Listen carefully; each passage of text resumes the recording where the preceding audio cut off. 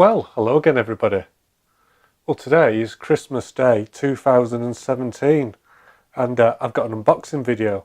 So let's see what I've bought myself.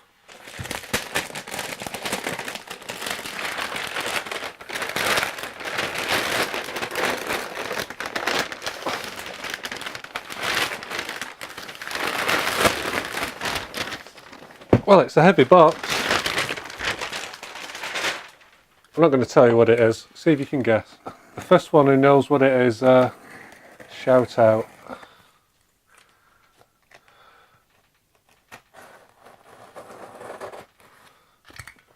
Is it open?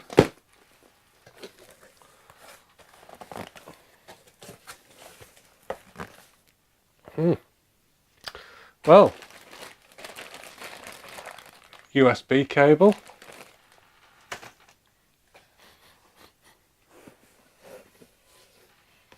Piece of aluminium, surprisingly heavy piece of aluminium at that.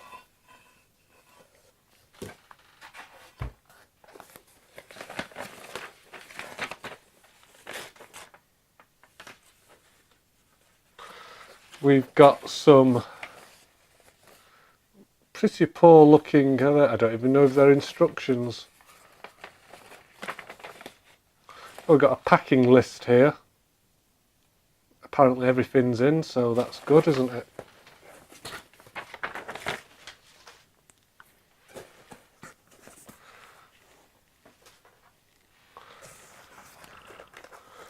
Got some instructions. Okay, it looks like we're into the good stuff now, so let's see what we've got here. So we've got a big bag of looks like nuts and bolts, cap head screws. We've got quite a lot of T, I think you call them T-nuts, or T-nuts, yeah, for going in a slotted rail.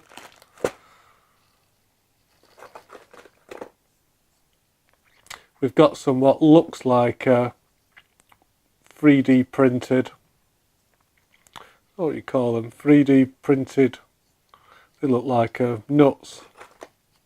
And now assuming that these go, that's a 3D printed bearing.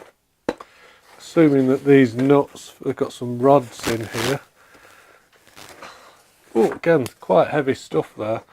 So it looks like we've got some Acme screws, and we've got some just precision ground bar, some flat bar.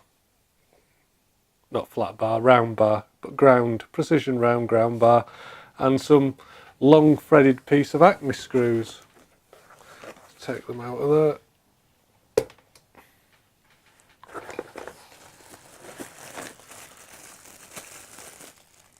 Got some of these multi-adapter plugs.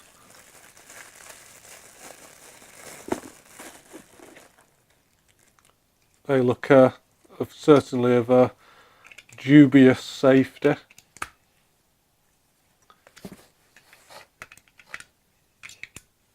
Yeah, dubious electrical safety plug there.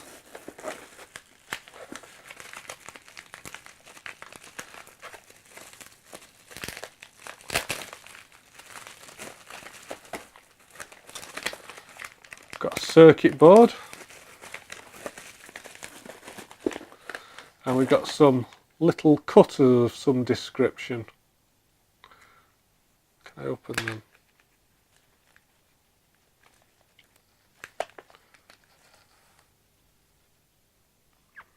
So these are engraving cutters. Got a set of them here. I think they're all the same size. They all come with their own little individual blue condoms. Let's pop it back in.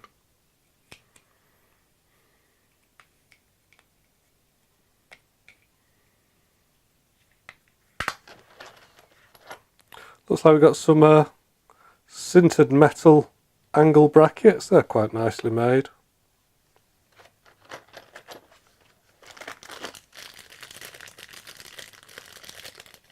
And some more support brackets. Right, so that's everything on that layer. What else? What's on the other layer? We've got another layer, like a big box of chocolates. They're all different layers.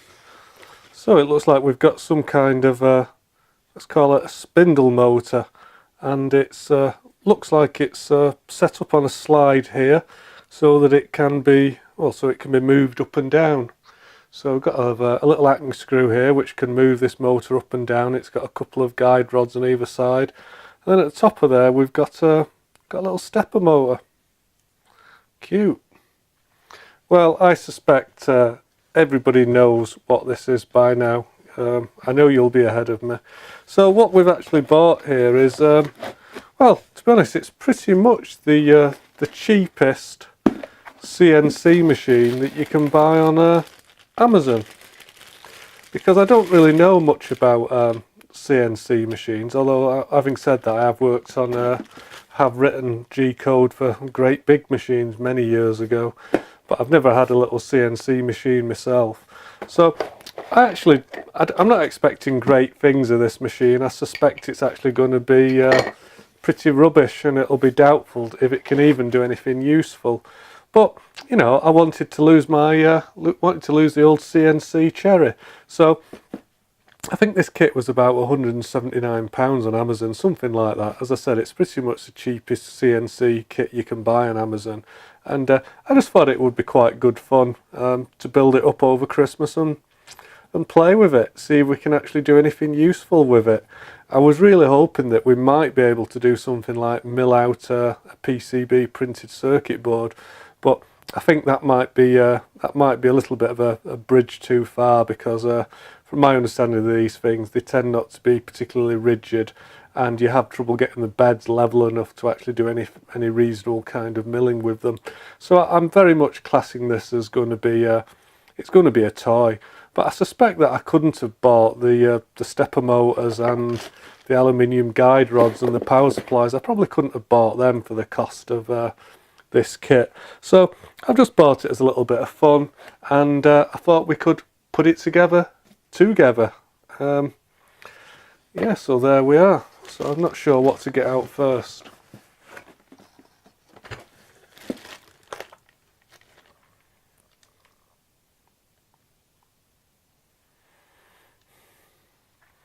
So we've got a stepper motor here.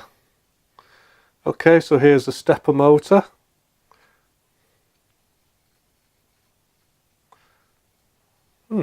Feels surprisingly easy to turn. Normally when I've had stepper motors, they've got great big magnets inside them, and you can't turn them very easily by hand.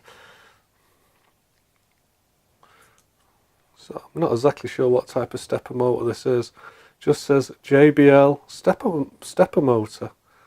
JBL stepper motor, model number 17HS1352-P4130. Is this other stepper motor the same?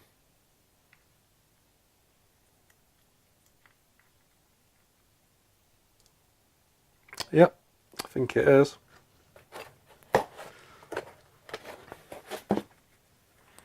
Got an AC adapter. That actually feels reasonably well made for an adapter. And it's a 230 volt. Well, it looks like it's a universal power supply. It's 100 to 240 volts, and its output is 24 volt DC at 5.62 amps.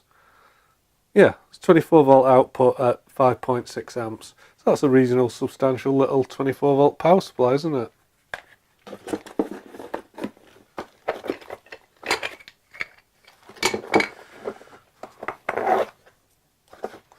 Oh, so they're quite cute. We've got some little, I think, do you call these linear guides, linear bearings? And they've got quite a substantial little rubber lip seal on the outside of them. But if I actually look into it, I can actually see, little rows of ball bearings. So, yeah, this is obviously some ball bearing guide block. And we've got some aluminium extrusions here of various lengths. So let's get some of them things out and maybe have a look at the instructions.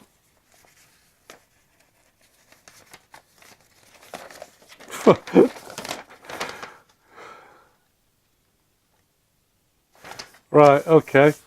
It says what we need to do is we need to download the instructions. So we've got a website link here, a logging account number and a password. And it says, please don't worry. Please don't worry. Yeah, don't worry. You don't need to pay for the instructions. If you've got any questions, email us. And it's got an email address down here, beautystar2008yahoo.com. Firstly, we reply for you in 24 hours.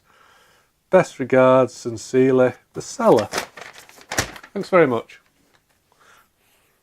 Well, I think I better go and download some instructions. Okay, so we're on the P-Cloud website, which kind of made me laugh. I was on a website that had a very similar name to that the other day, but it turned out to be a totally different subject altogether. So it appears that this company makes a number of different benchtop CNC routers. So what you have to do is you've just got to go and select the right one. Now the one that I've got, it's got the name WoodPecker on it, so I think it is pretty much the smallest one they do. So basically I was looking for the files. I think they might have called it 3018 as well, or the WoodPecker CNC machine. So you just have to go and find the correct files and download them to your computer. Now it does automatically zip them up, so again, once you've copied them onto your hard drive, you have to use a WinZip or something like that just to unzip them and unpack them. Now the main manual is a Word document, and you can see a picture there of of what the machine will hopefully look like when we put it together. So it's got a bed which moves forwards and backwards, and then there's a gantry that's got will have a spindle mounted on it which moves left and right, and it's also got I think they call that the Z-axis, the one that goes up and down and will plunge the cutter into the work. And all the actual axes are all controlled using stepper motors, and there's some Acme screws which actually, push or pull the various elements. So that's the first part that we're going to build there. That's I think they call that frame one. That's basically the base. And then this is the gantry part, which allows the cutter to move either left to the left or the right hand side. So that's the gantry section. I think they call that frame 2. And then the next page we've got here is just explaining how we need to install the horizontal guides that again allow the milling cutter to slide either left or right, because it uses two rods. They call them linear bearings. I'm not exactly sure, but basically there's 2 position ground rods which the carriage can run backwards or forwards on. Well, it runs left or right rather than backwards or forwards. And then there's just a view there showing us, I think that's a view from underneath, which is actually again showing the bed. And again, the bed runs on some flat ground bars as well, and has a Acme screw to either slide the bed forward or backwards. So we've got some more assembled pictures there, and I can just see that it's got our printed circuit board, because this thing connects to a computer, and the computer controls the stepper motors via this little circuit board. And well, we can just see there you can have 3 stepper motors, which it's got X, Y and Z, and then we've got a spindle motor there, which is a thing that does the cutting. And just looking at it, you can also include I've just seen that for the first time, it looks like it'll also support a laser head. So if you want to do some laser engraving, maybe we could do that as well, although I haven't got the laser. A laser unit didn't come with this one. That must be a slightly different kit. So to build up frame 1, it looks as though we're going to need some of this aluminium extrusion, so let's go away and find that. And we're going to need some which is 330 long, so is that the longest piece? Let's see if we can find that. Oh, that's longer, that's 360, so 330. Okay, there's one piece at 330. Now I've built up some of this aluminium extrusion before, and I've got to admit I have forgotten what they exactly call the name of this stuff.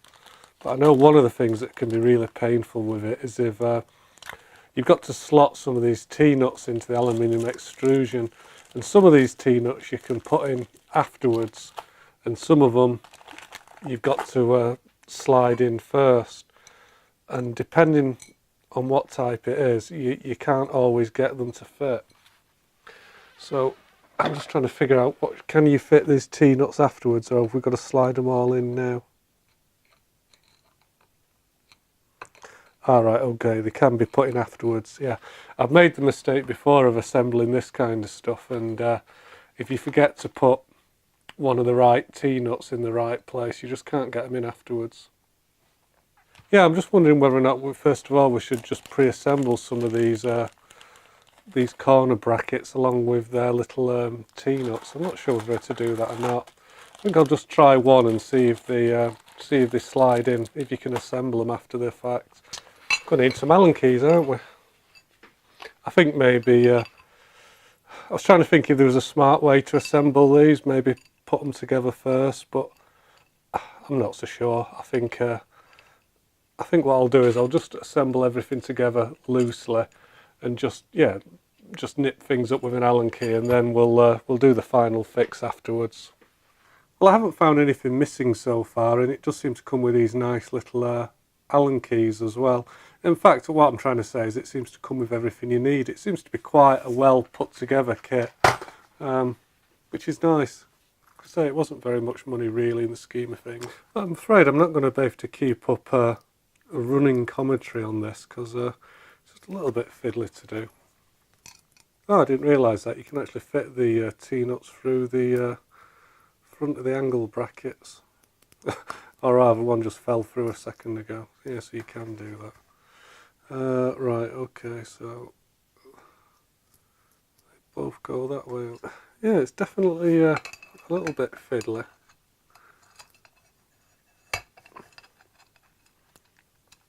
But I guess that's part of the fun, isn't it? That's part of the puzzle of putting this together. You know, I did want the fun of building a kit.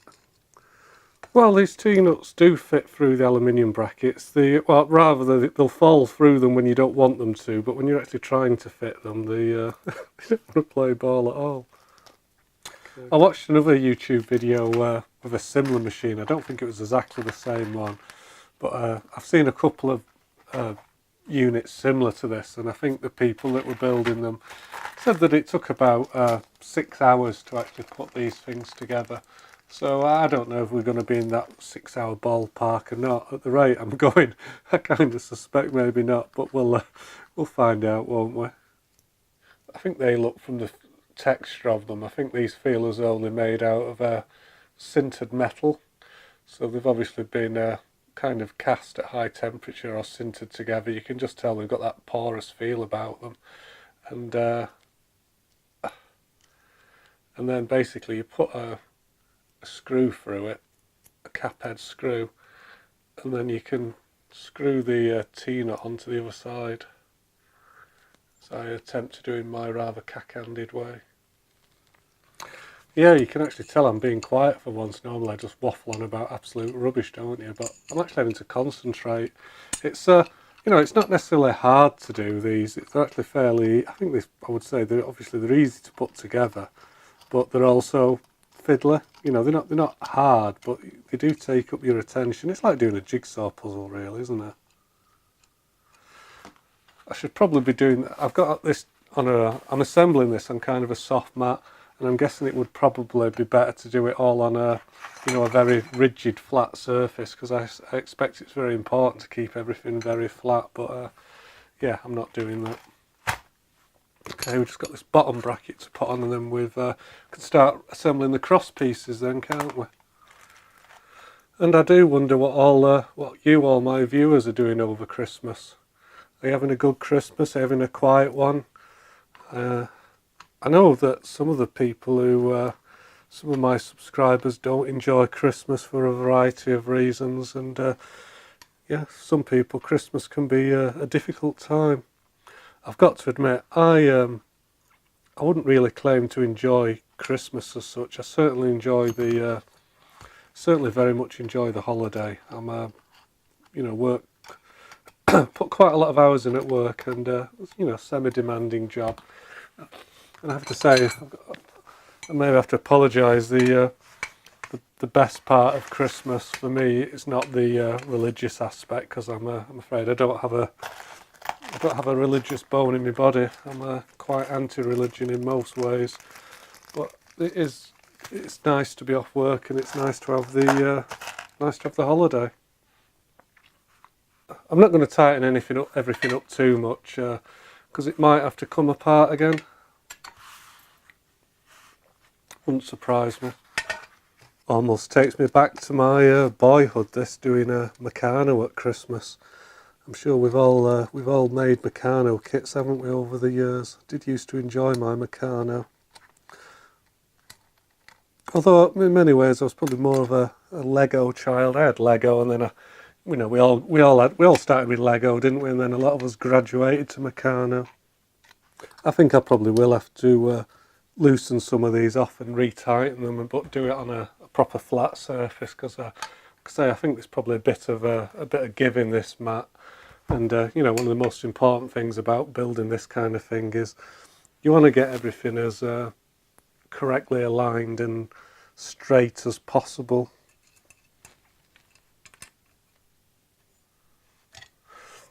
I think that'll do for a start. Right, I've got to get the other cross rail in now, haven't we?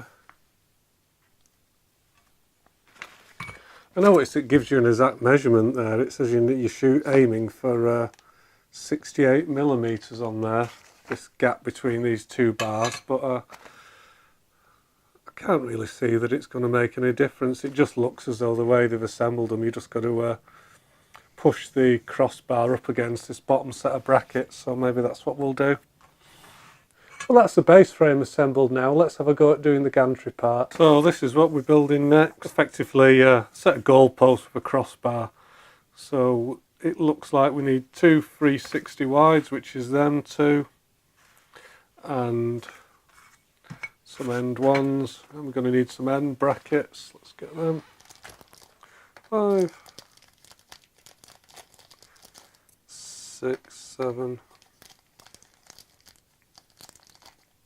8. You didn't know I could count, did you? I'm okay as long as I don't run out of fingers. 1, 2, 3, 4, 5, 6, 7, 8. It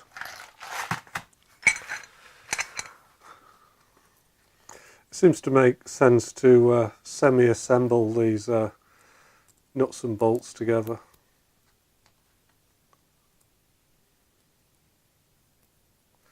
Because you can actually, I did find out, you can actually drop the T-nuts through these angle brackets, but they're a tight fit. If you actually try and put them through, they won't go. You've just got to kind of drop them in and wiggle them around until they find their own way through.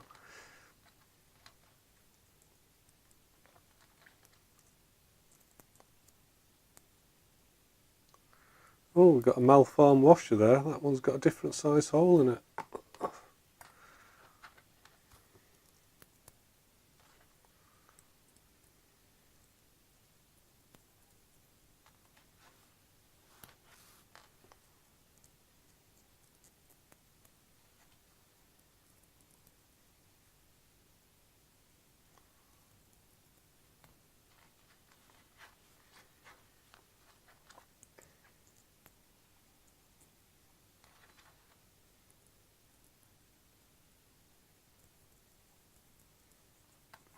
I think all this stuff seems to come coated with a little bit of oil. My hands just feel a little bit oily. But as I said earlier, I do think this kit has been quite nicely put together. Really can't complain about it for what I've paid for it. I mean, I'm not saying it wasn't free. It was still pretty much a couple of £100, so it's not exactly pocket money, but by any kind of CNC standards, that's really nothing, isn't it? It'll be interesting to see if it will actually be able to do anything useful with it. I was kind of hoping that, you know, I'll be able to engrave stuff, and you know, I was really hoping that I might be able to have a go at doing some PCB milling. Not that I'm really a fan of making my own PCBs anymore. I think I made a video on that in the past, that if you're going to make your own PCBs, you're only doing it for the fun of it. It really isn't worth the hassle. You can buy stuff from China now so cheaply. Well, I've got to admit the shipping is still quite exorbitant. The cost of the shipping is far more than actually manufacturing the PCBs. But if you are prepared to wait 3 or 4 weeks for having a PCB delivered, and that's usually what I do, it's really dirt cheap. That doesn't seem too bad. I'm actually surprised at how well it's gone together, this. It really does seem to have gone together very square. I mean, I would have thought that it would be more difficult to get everything actually aligned than it has been, but it's actually gone together fine. Yeah, no problem. Right, I've got to go around everything and nip it up now.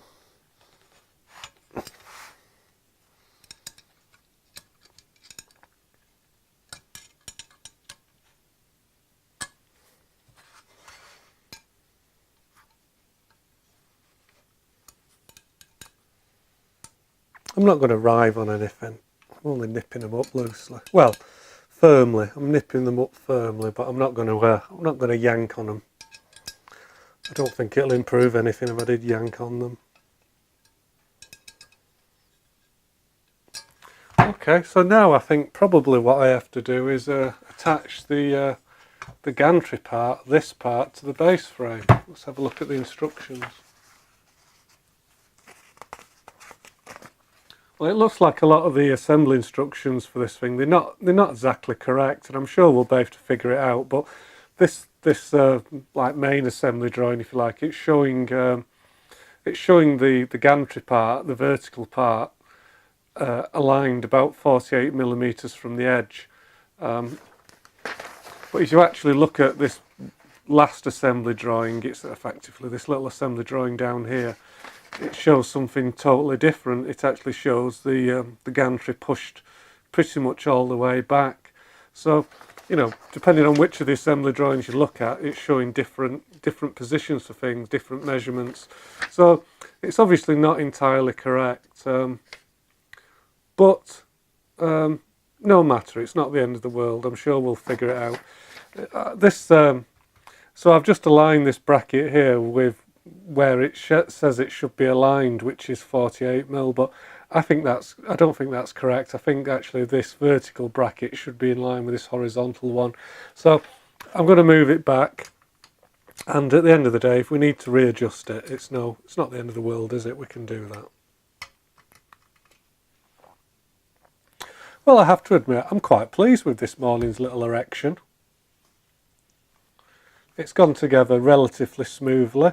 There's a few measurements and a few things I'm not totally sure about. I've tried to keep the body as square as I could when I built it, but this aluminium section does seem to be pretty good at aligning itself. But I guess we won't really be able to see any inconsistency until we've got it up and running. But yeah, I'm fairly pleased with that. Some of the instructions could be clearer, and I think some of the information is incorrect and maybe contradictory, but I think we'll find out as we build a bit more of it, and we'll see how it goes together. But I think for today that's probably a logical place to finish, and we'll come back soon for part 2. So until next time, again, wishing everybody a happy Christmas. I hope you enjoy yourselves and have a nice well-earned rest, and I will see you again hopefully very shortly, and until next time, that'll do. Thanks very much everybody, bye for now.